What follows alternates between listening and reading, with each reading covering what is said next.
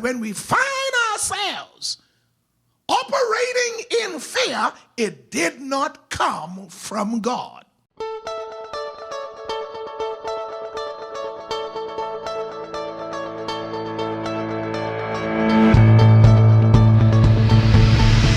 In verse 6, even while locked down in prison, we see him seeking to inspire his spiritual son Timothy, provoking him to get out of the rut that he was in.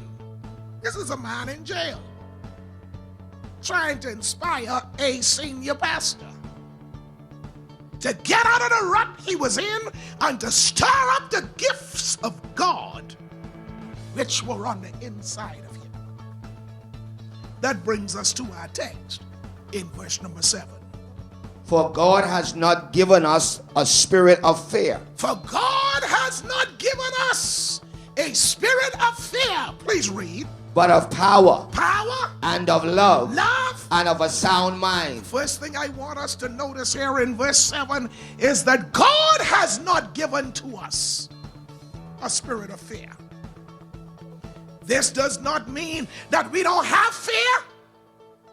I said earlier that everyone experiences fear, but God has not given to us the spirit of fear. It simply means that when we find ourselves operating in fear, it did not come from God.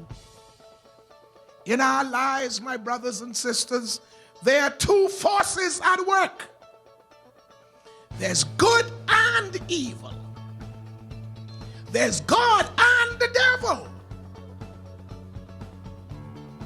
So if God has not given us the spirit of fear, guess where it comes from?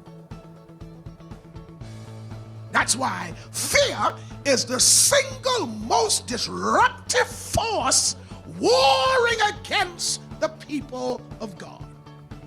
Primarily because of who it comes from. If we are not careful, fear will cripple us.